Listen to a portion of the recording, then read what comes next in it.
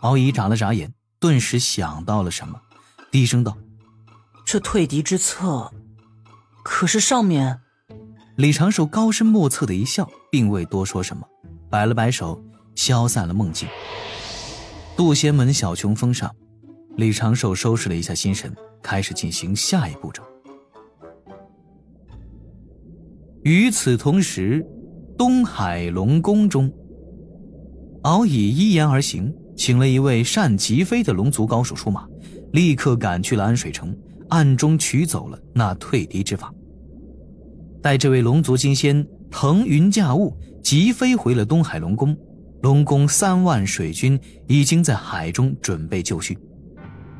二太子敖乙挂帅旗，换上一身碧玉战甲，身后有几位气息高深的高手贴身的护持。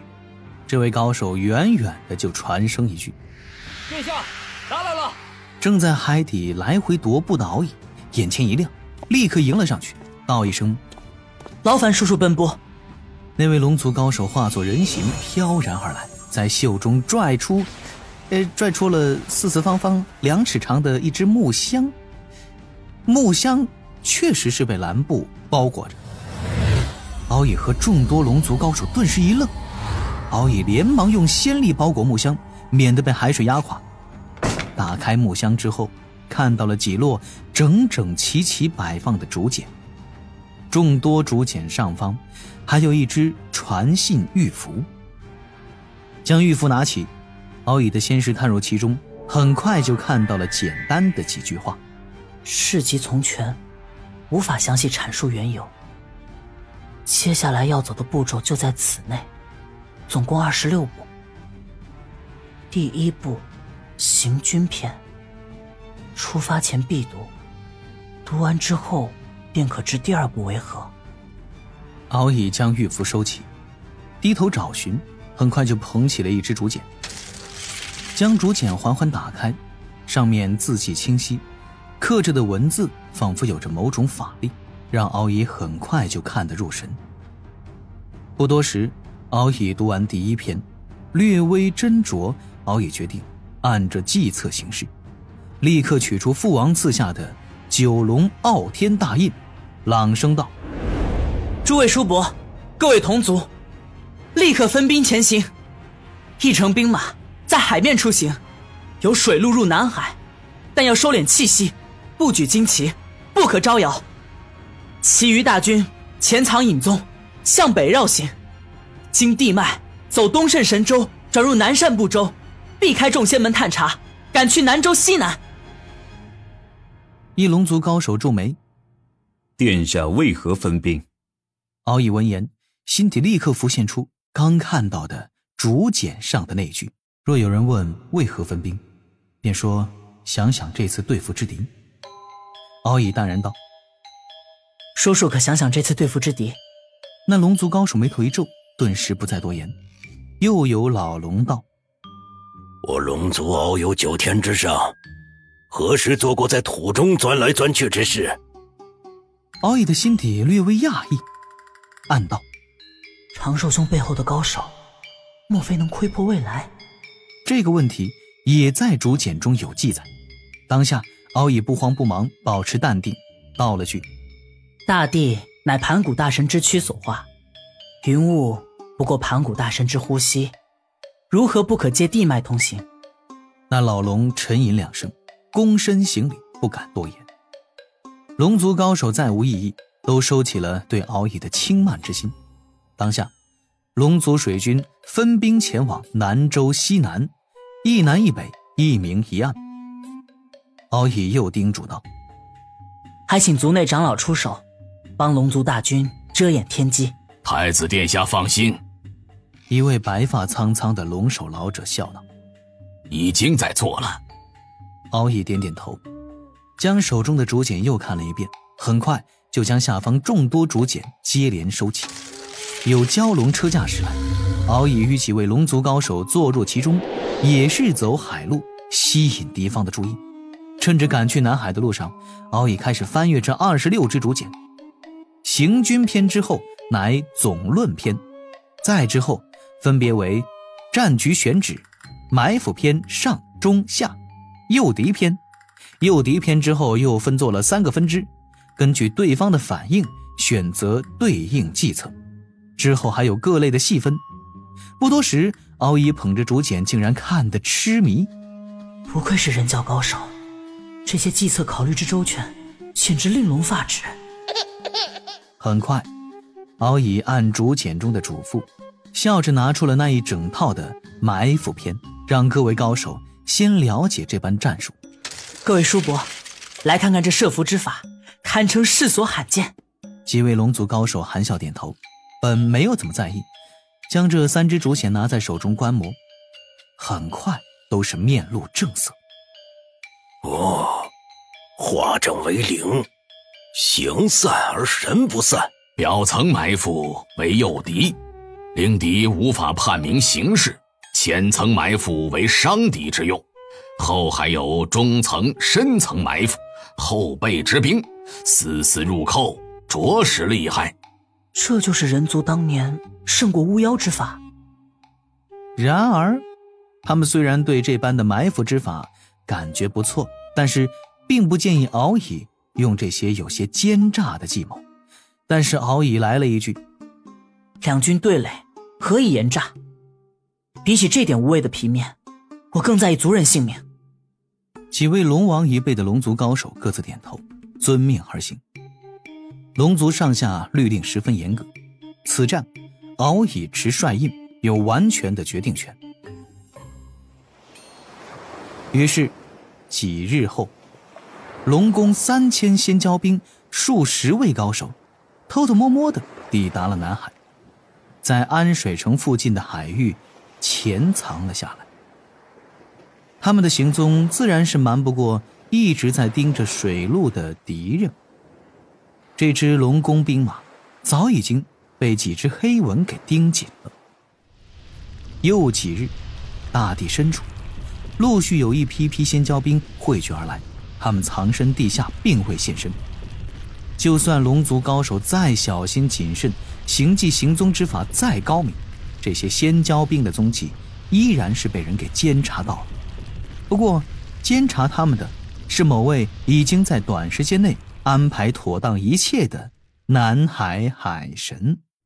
嘿嘿，又有几个人能够想到，一向有些自负的龙族会在什么事都未发生时就这般小心谨慎钻土而来呢？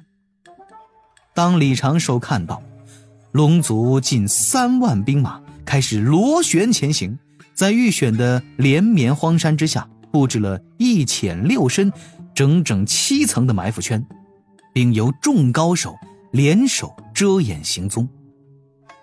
总算李长寿心里的一块大石落下了1/5。李长寿这几天也没闲着，他在最容易爆发教徒冲突的几座海神庙安排了靠谱的神使与指导人，又让神使提前安抚好了众信徒，对方大概率会从凡人较重的冲突开始下手。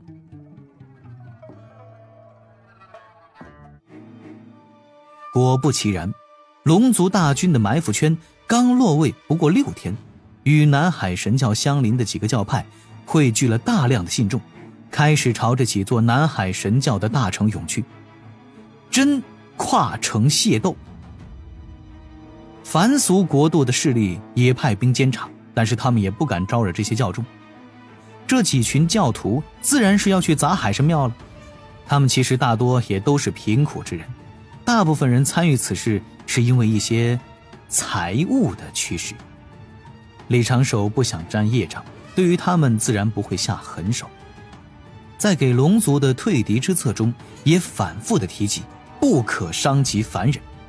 几天之后，数千其他教派的教众率先找到了一座在城外的海神庙。正午时分，天色昏沉，海神庙前一名青壮小伙举着一把长棍，纵声高呼：南海海神是迷惑人心的恶神，捣毁这里，让更多的人信奉我们李马神！砸！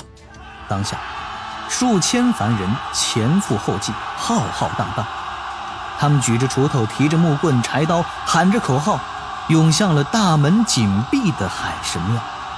但是这数千人一起潜涌不过10丈，海神庙的大门突然打开了。2名浑身甲胄的雄壮大汉跳出来，齐声怒吼：且慢！乌压压的人群顿时被这2个凶神恶煞的门神给吓到了，一个个不明所以，都迅速地停下步伐。混在凡人之中，正要暗中出手的几道黑影，此时也略微皱眉，暂且观察。左侧大汉对着人群问道：你们是来砸我们海神庙的？刚才领头的那个青年硬着头皮喊了一句：不错，你们这些假神恶神，请！2位壮汉齐声大吼，同时做出了侧身相请的动作。一人在怀中掏出一只小鼓，拿在手中轻轻地拍打，另外一名大汉则是扯着嗓子跟着节奏开始一句句的大喊：各位都是咱老乡，咱有一言你听讲，庙里神像砸就砸，莫要伤人狠心肠，大门就这2丈宽，各位可别正庸忙，砸门之前先拆墙，拆完门庭砸神像，众位莫要心慌张，一人一掌就咣当，神像不值几个钱，拥堵却能小命亡。我们哥俩这就速离，各位砸完先歇脚，后面还有下一场。言罢，这2个大汉对着下面拱拱手，鼓声也就此停了。好，再来一段。来什么来？这是让你来听曲儿的是怎么？吵闹声中，那2位大汉急匆匆地退入神庙，众目睽睽之下，一溜烟地跑到了神庙的后院，翻墙，跑了。一群凡人顿时满头雾水，还是有人率先冲了进去。一群别教信徒顿时冲垮了围墙，涌向了海神庙中。弟弟寄托着李长寿心神的指导人微微一笑，不增业障就可。神庙被砸也只是海神教损失一些财物罢了。此时在西牛贺州边界某处洞府中，暗中通过血纹傀儡观察到这一幕的文静道人也是双眼中略微有些茫然，这是几个意思？但很快文静道人暗中布置的血纹傀儡发现了数十道龙族气息赶向被砸的海神庙，而南海之中的龙族大军已经开始浮出海面集结。文静道人嘴角一撇，继续看戏，等待着将自己那些孩儿们放出去的最好时机。眼睁睁看着自己的神像被砸，李长寿的心底很平静，没有什么多余的情绪，就是略微的替敖乙心疼。敖乙的神像因为材质昂贵，被凡人们现场拆成了零件，满身写满了惨字。此时这种情形就是李长寿此前想自毁神教的原因。此刻龙族埋伏已经设下，各部已经就位，李长寿能做的安排都已经做了，但是一颗心依然是悬在半空，不得安稳。像什么坐于穷峰观万里，手掌神印不杀局，绝非是李长寿所想。帅何用之有？活着才是硬道理，长生才是一辈子的大事儿。故此时海神教那边刚出现事端，还未爆发双方大战，李长寿已经开始考量战后之事了。走一步必须看10步。这一次若闹得太大了，将西方教打痛了，南海神教定会惹来西方教更多的关注。虽然因此事引得圣人出手，推算南海神教跟脚的概率不高，但是这种情况也不得不考虑。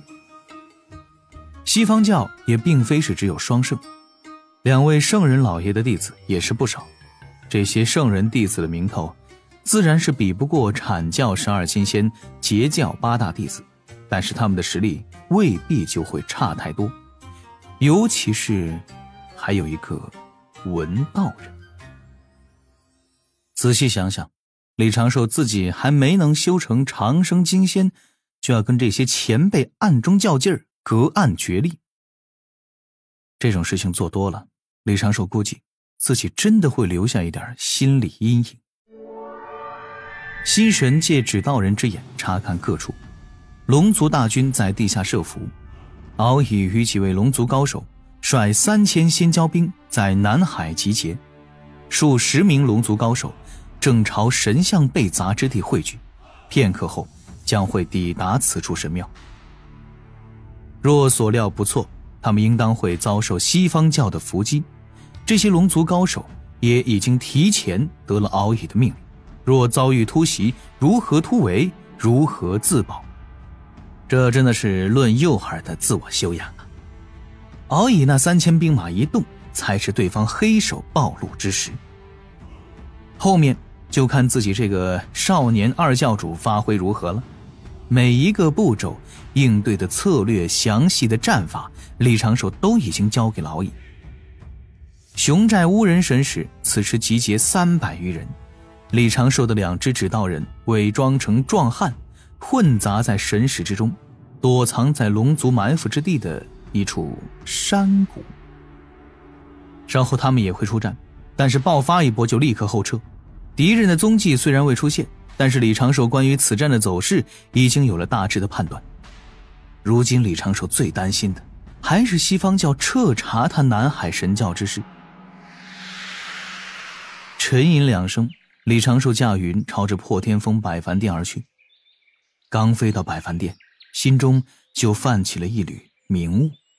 打起来了。李长寿的脚下拐了一个弯，在侠肝义胆3义士的雕塑前负手而立，心神寄托于几处指道人身上，心底浮现出了一幅幅画面，